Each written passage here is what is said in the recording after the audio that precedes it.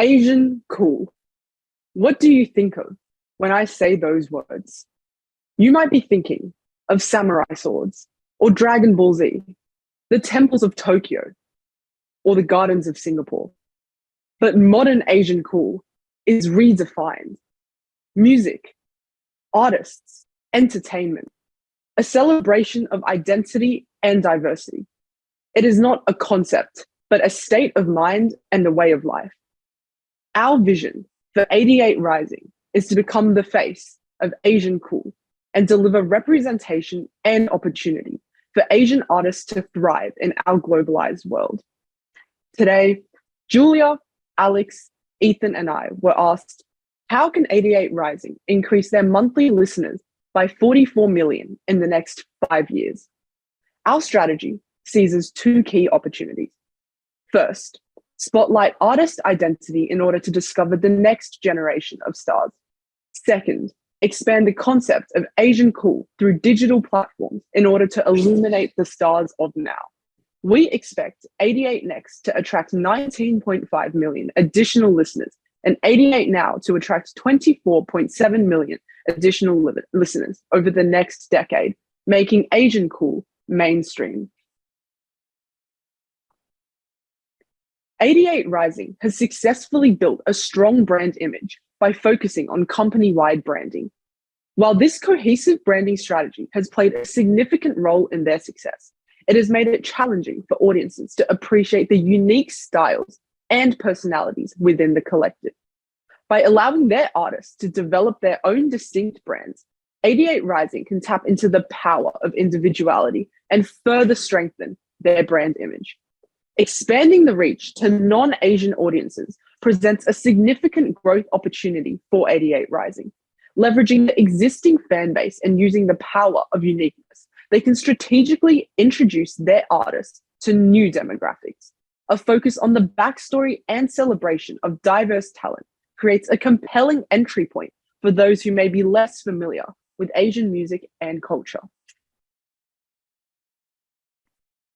At present, 88 Rising has successfully targeted a proportion of the Asian Western community. However, there is untapped potential for them to expand their digital reach into adjacent verticals and capture more migrant listeners. 88 Rising can strategically engage with related industries or interests that align with their core audience. This allows them to reach a wider range of listeners who share common cultural backgrounds, including the 18.9 million Asian Americans. By curating content that resonates with migrant communities' experiences and identity, 88 Rising can symbolize representation and the Asian cool state of mind. This expansion opportunity enables deeper connections, loyalty, and a unique value proposition for listeners. During our research, we considered an array of other opportunities. Superficially expanding into different genres may seem tempting, but we must avoid diluting 88 Rising's unique brand image. Like Shang-Chi, our beloved Asian superhero, 88 Rising's reputation rests on its distinct Asian identity. It resonates with fans who value its authenticity and creativity, and we must continue to play this role. Instead, we should encourage 88 Rising to continue nurturing their existing talent and explore new opportunities within the entertainment industry, so that Asian cool extends beyond mere music. By staying focused on its core competency of cultural identity, 88 Rising can solidify its position as a trailblazer and continue pushing boundaries within the realm of Asian music. While signing non-musical members of the entertainment industry may be tempting, focusing on the music industry itself offers significant room for growth. With 9% growth in the past year, music remains a prime avenue for 88 Rising to expand its influence and resonate with the authenticity of Asian cool. Introducing 88 Next, a TV talent show spotlighting the next generation of Asian artists with potential to join the 88 Rising family. The current issue is that the collective brand identity is suppressing insights into individuality of artists. We hope to combat this by redirecting attention to each artist's unique background and identity through a talent show, which provides a way to deeper connect with up-and-coming artists. This way, 88 Rising is not just a music brand, but provides a platform of multimedia storytelling. We aim for several outcomes: more monthly listeners, scaling up the business, celebrating individuality in new genres, and celebrating the unique stories that make them pioneers of the new Asian cool. Let's break it down round by round. Please look to the left of the slide. The first step is that after scouting and finalising participants in the talent show through 88 Rising's current scouting team, we run an audition round. Next, we introduce a themed round where artists perform based on a specific theme, such as heritage, adding depth and variety to their performances. Third round is duets. We believe this round is important to check if these potential candidates are good at collaborating with others, which is central to 88 Rising's brand image. And fourth is finals. Each finalist is given a recording contract, and the winner is given a larger monetary prize. To maximize audience participation, we let them vote for the winner.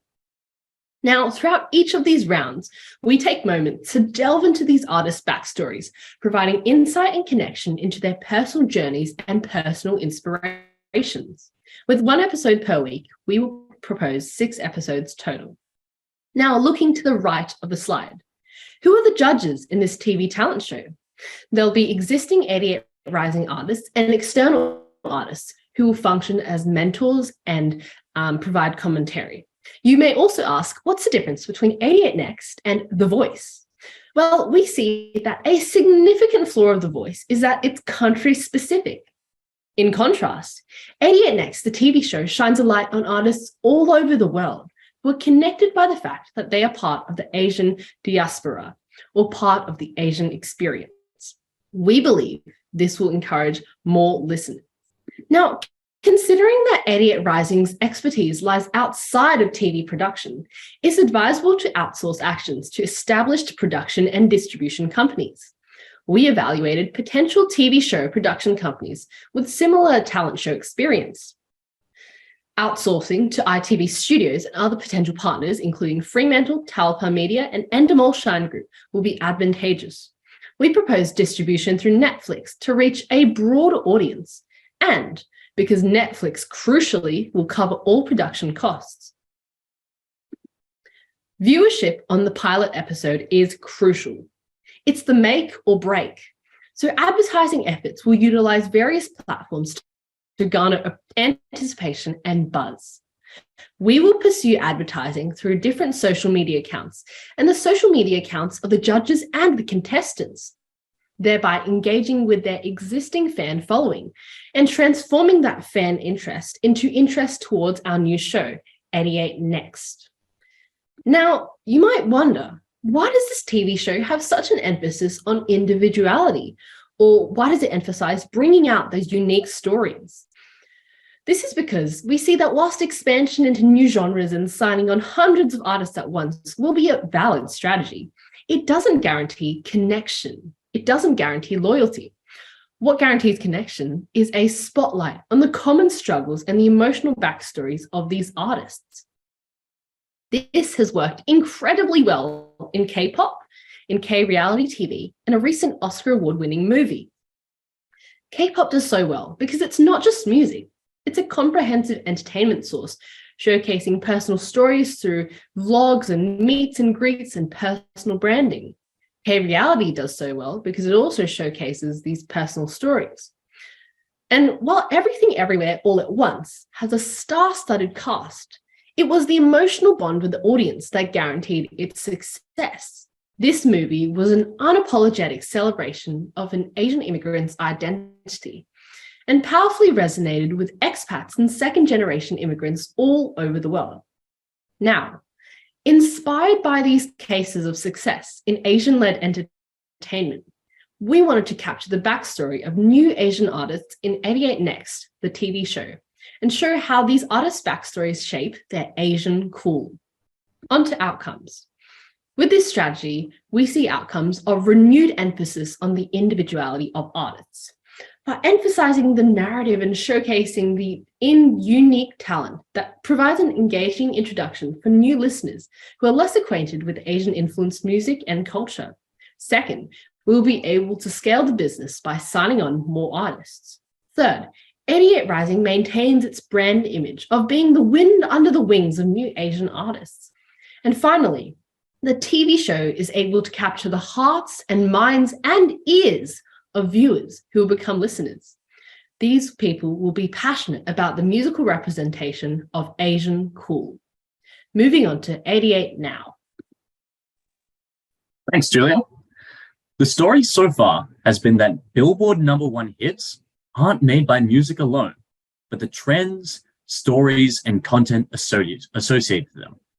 Rather than just being listeners, fans live their artist's work. Cardi B fans are girl bosses, and Blackpink fans, they're K-pop stans. Core to this strategy is an active digital presence to create deep and ongoing ties between audiences and artists. Looking at 88 Rising's current digital presence, we see that its TikTok has less than 500,000 followers, incredibly low for a record label managing talent like Joji and Rich Brian. We knew to grow as a record label and expand our audience, we needed to increase digital reach to propagate the story of Asian cool. There are two clear opportunities here to increase our TikTok strategy and enter into live streaming and the Twitch market. At this point, judges, you might be wondering, why would a music label need a digital strategy? Our competitors aren't doing this. Unlike other music labels, 88 Rising is not just a music label, but a tastemaker in Asian cool. People around the world buy our lifestyle partnership products and attend our Head in the Cloud music festival. Media expansion is where we can differentiate from our competitors and our traditional music labels and attract and keep new talent. If we are successful for a new artist, joining 88 Rising won't just be for music distribution, but to be part of an overall lifestyle brand. So that's why we're doing it and what we're doing. But let's talk about the strategy itself. The digital platforms most relevant in creating the next biggest hits are in short form content and live streaming, where content is endless and interactable. TikTok users can interact with music on TikTok by creating trends and using audios, which are short snippets of songs which can be overlaid onto video. Successful TikTok strategies create cycles of virality, where users both consume TikToks as well as create their own. On the other hand, Twitch users allowed fans to interact with artists uniquely via online chats through appearances on popular live stream channels. Moreover, the live nature of live streaming encourages viewers to constantly tune in, so they never miss a live moment. We know that our target population, millennials, Gen Z, and young Asian Americans, are predominantly on these platforms and make up a significant portion of the users, making this a perfect opportunity to enter. Let's talk about TikTok.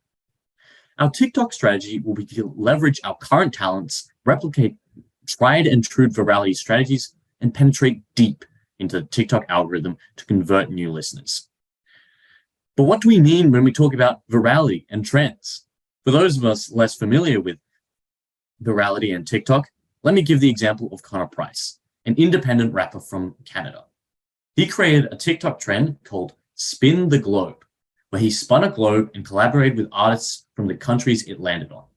This trend went viral, accumulating 10 million views per TikTok video.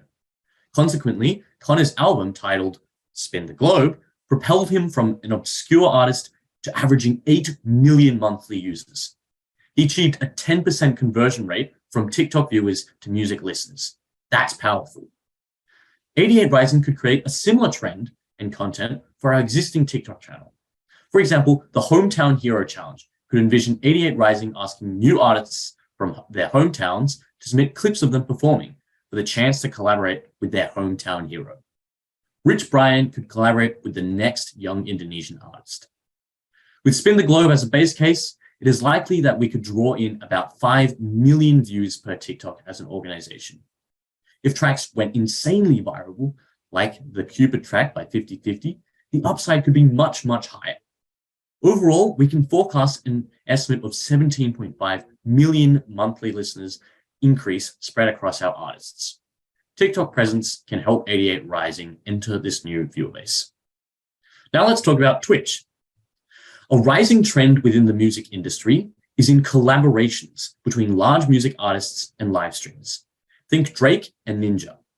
Live streaming is an adjacent vertical industry to music, and there are low barriers of entry between the two industries.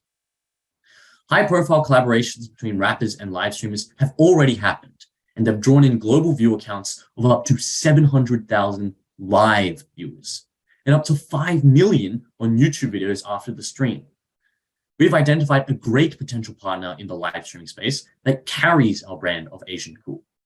Offline TV, or OTV, is a Twitch streaming content house with associations to the largest Asian American streamers, such as Pokimane, Valkyrie, and Michael Reeves, with a total subscriber base of well over 50 million viewers. Collaborations could include live streams like freestyling with Rich, Brian, and Valkyrie, and karaoke night with OTV and 88 Rising. But why would OTV want to collaborate with 88 Rising? Well, the first reason is that OTV members are fans of 88 Rising. They've been spotted at the Head in the Clouds Festival and actively listen to our music. Second is that there is a precedent for a symbiotic relationship between streamers and music artists. And thirdly is that live streaming has a unique issue where most of the music they play on stream is subject to copyright and therefore can't be played. So usually streamers can only play royalty-free and obscure music. We could give our partnered streamers permission to play 88 Rising music on their streams. Assuming that we get the contract terms that we've listed to the right, and assuming a conservative viewership of about 1 million distributed between live viewers and YouTube videos, and 3 streams a month, this would draw an annual increased listenership of over 7 million monthly listeners. Overall, the power of connection through digital presence has the opportunity to rapidly expand 88 Rising's target audience and make Asian Cool go mainstream. On to you now. Embodying the allure of the Asian Cool, 88 Rising stands as a vivid testament to the universal inspiration drawn by Asian rap and pop culture. Let's take a look at how we plan to grow through this and bring more icons on board with 88 Next. The first month involves an initial discussion with Netflix as our vendor and ITV as our production company. We then scout for potential candidates whilst refining the script and process, and finally, we shoot and edit the footage over the course of 2 months, with a new episode being shot every week. Switching gears to 88 Now, we envisage a robust digital presence on 2 of the most influential social media platforms. For an entire year, we aim to create a vibrant echo chamber of Asian pop culture, resonating within these parallel streams. There are 3 must-win battles: the pilot and studio approval, creation of the marketing team, and partner agreements for the production of 88 Next. So let's peek behind the curtain of the financial skeleton supporting our strategy for 88 Next. We are poised to tap into Netflix's cost-plus pricing model, where the streaming giant covers our production expenses plus 20% surplus profit, based on the total expenditure of $1.66 million, yielding a net gain of $330,000. Still, it's vital to recognize that profit isn't our primary driver. Rather, 88 Next is expected to stoke the flames of curiosity in our existing music streams. With an anticipated viewership of 13.5 million from 88 Next and a conversion rate of 10.3%, we project an exhilarating surge of 1.4 million in monthly listeners. The soul of our endeavor lies in our passion to cultivate talent and construct platforms for diverse genres. We ambitiously set our sights on onboarding 2 hip-hop artists, 2 pop sensations, and 1 alternative artist. As a result, we forecast a tripling of our current viewership from 6 million monthly listeners to a staggering 18 million by 2028. Moving further, let's explore the potential impacts of 88 Now. The dynamics of Twitch, given our existing viewership, promise an enticing conversion rate of 20% from viewers to listeners. Contrastingly, TikTok, with its broader and less precise reach, presents a lower conversion rate of 2%. Nevertheless, due to the overwhelming magnitude of viewership from successful TikTok trends, we anticipate an astonishing increase by 17.5 million monthly listeners. As we conclude, our journey with 88 Rising isn't merely about music. It's about elevating Asian pop culture, nurturing new talent, and stirring global interest. We're not just orchestrating melodies, we're composing a cultural symphony that resonates with the vibrant pulse of today's youth. Thank you for listening, and I'd like to open the floor to any questions. Thank you for your presentation. It's now time for the Q&A session. Please make the questions short and concise and leave your thoughts and comments for the feedback session. The 15-minute countdown starts now. Let's hear the first question from our judges.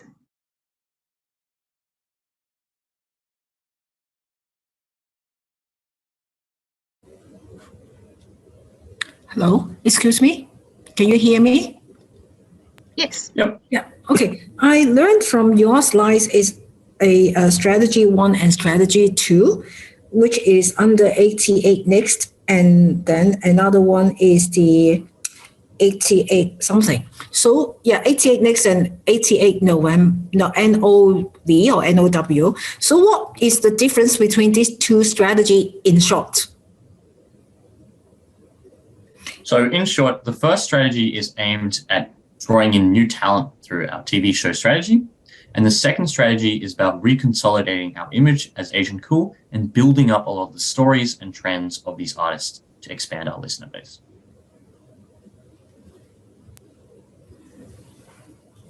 Hi there. Can I ask for the 88 next, or even for the 88 now? We learned that there are top 3 record labels in the music industries. Why do you think they have not done similar things, or have they done similar things with those like ITV or production house for like a talent shows or other programs? And why do you think they haven't done so yet? What's the considerations behind? Sure, happy to take that question on. So I think with all the other record label companies, they are much more generalist. They don't have this one core value bringing all their artists together. And therefore, the structure of their TV show has not cemented and has not come together in like one key reason. So with us, 88 Next has this key reason of bringing in like established, up and coming Asian artists who are connected by their Asian roots.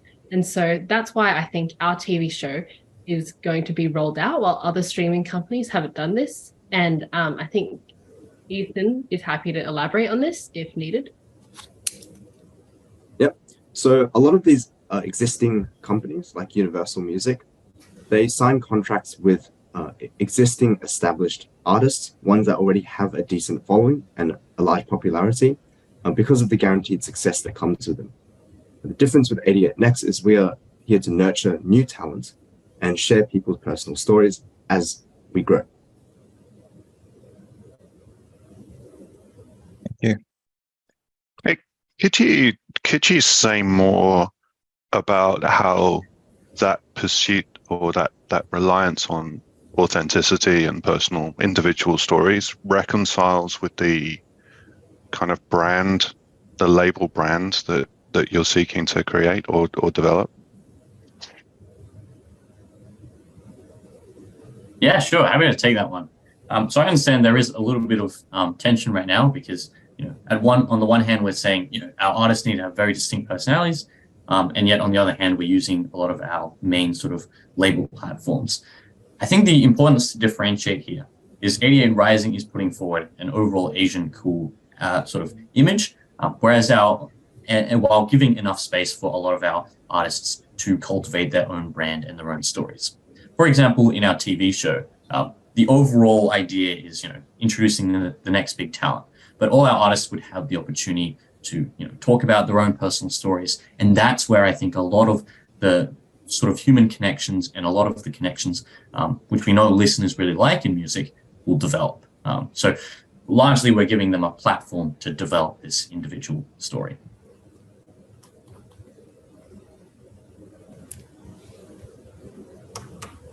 And down to implementation wise, I mean, I learned from the materials that 88 Rising is having a relatively smaller size of workforce, I would say. So they mostly outsource many of their workstream items to other companies.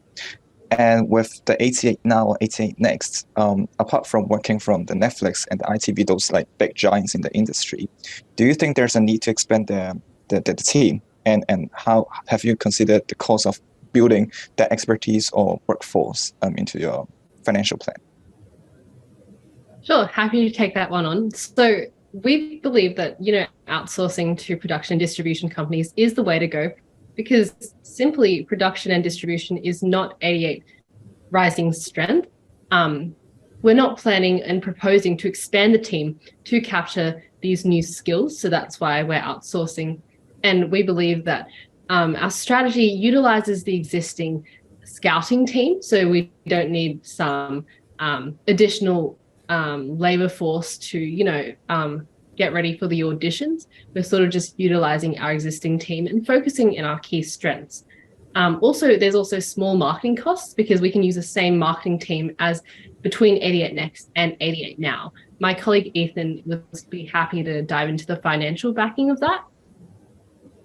Yeah, so happy to take the financials of this one. Firstly, 88 Rising has received a lot of funding through their Series C round in 2019. So this was a total of 15.8 million. So we believe they do have a large amount in reserves currently. And so the total production costs of the shows is 1.6 million. However, through Netflix's cost plus model, they cover the cost of the show, and they're able to provide a 20% of this cost as profit towards the producer of the show. So in terms of the financial feasibility, we can see that it's definitely possible. Happy to go into further detail if needed. I'm good. I'm just wondering, what would be the key edge for you to negotiate? Because I mean, it is not easy to get your show on Netflix or even to produce with them, unless you're like a F1 or something like a very popular genre across the world. Yeah. So I'm just interested to know how you get to talk to them, talk to ITV, talk to Netflix. Yeah, great question. So again, what's the difference between this show and The Voice? Like, how are we going to differentiate ourselves when there's already things established? Again, as we sort of told you in our strategy, I think there's a really nice angle here where things like The Voice, it's focused within Australia, or The Voice of, Europe, specific countries. But our strategy specifically targets a global audience, right? It doesn't matter where you're from, you can still apply, and we'll give you that shot. Additionally, we've got celebrity judges who are probably more in touch and more popular with our current people, with our current generation than The Voice and other industries shows like that. I think these two factors give quite a large edge over some of these more traditional shows, and maybe that means that a Netflix executive thinks this has got a real shot. It's leveraging so much talent and has a really unique angle for this tried and true method. We'll give it a shot.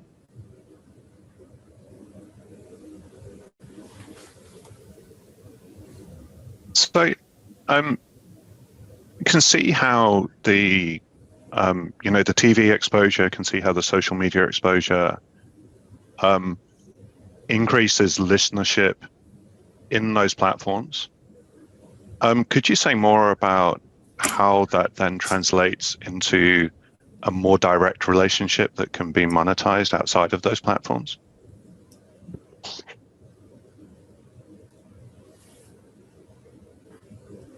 Yeah, happy to talk on this as well. In general, I think 88 Rising is positioned as a lifestyle brand. We know that along with our music offerings, we also partner with several lifestyle and general brands, such as the Johnny Walker alcohol partnership we had recently. So as our artists and our overall brand image increases, we're likely to gain a lot more exposure to these other products and these other ideas. I mean, when we have a festival Head in the Clouds, a lot of the attendance and the ticket sales of this festival is going to be based around how popular our artists are. So in that way, there is a linear one-to-one connection between listenership as well as our overall offerings. And I think I'd like to pass on to my colleague Ethan as well to talk on some of the financial aspects of that. Yep. So we'd like to just cover the revenue growth that will result from this. So the main outcomes of this show is to produce 5 new inspirational and influential artists. So this was the previously mentioned 2 hip-hop artists, 2 pop artists, and an alternative artist.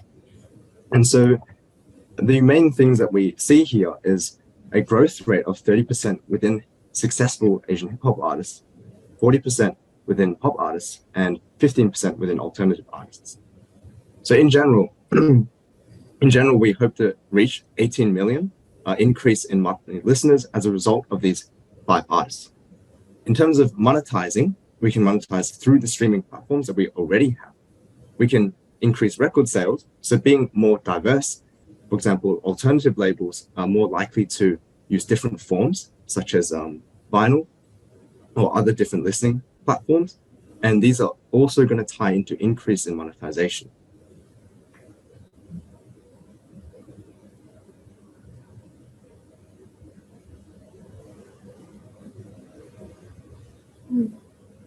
I'm going to follow up on that because it sounds like there's a bit of research underlying that maybe hasn't come out. So you mentioned vinyl, like your target markets here, whether in the diaspora or in home countries.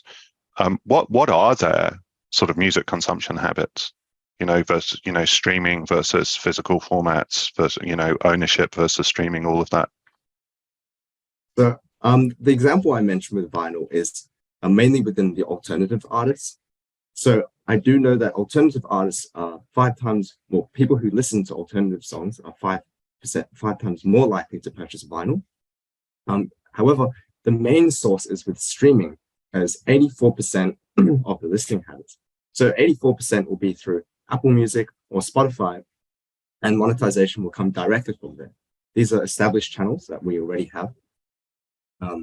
So nothing needs to be changed in terms of the monetization in that sense. Happy to go into further detail. Oh, that's good. Thank you very much.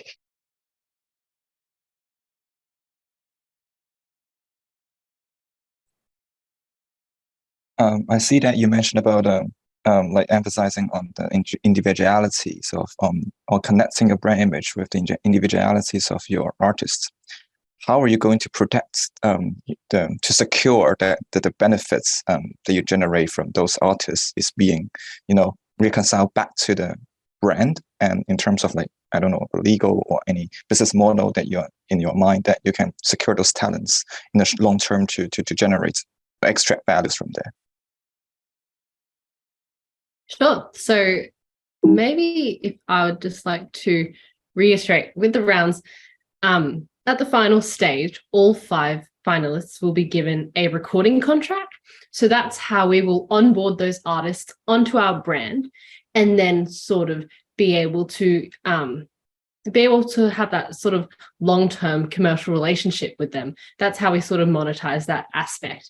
And then in terms of the risks around individuality and the legal things, we believe that's not to be a huge concern, especially because we're allowing the participants to have a platform to express their individuality, and then we're supporting them through saying like they're the new pioneers of Asian cool. So it's sort of like 88 Next is providing the platform, and then the artists are expressing their individuality. I'd like to pass on to Alex for further elaboration.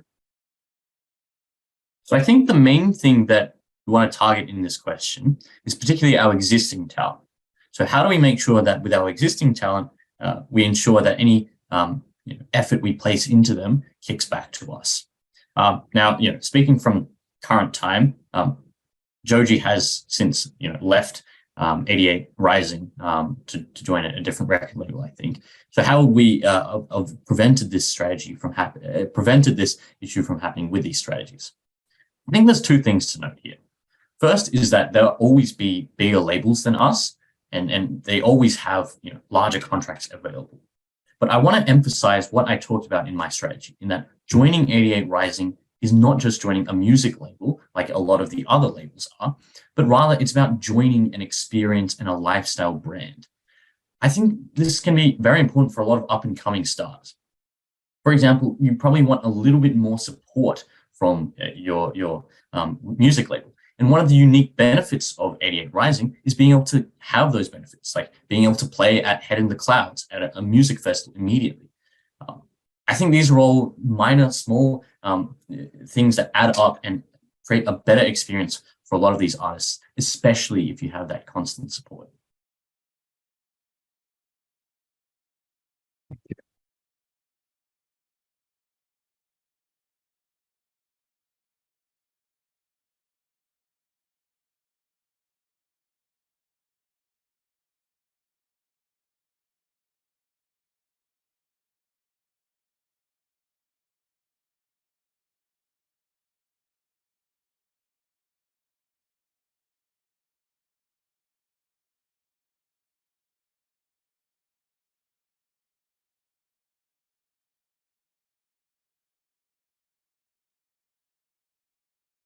Thank you all for your questions and deliberations. The Q&A session shall end here.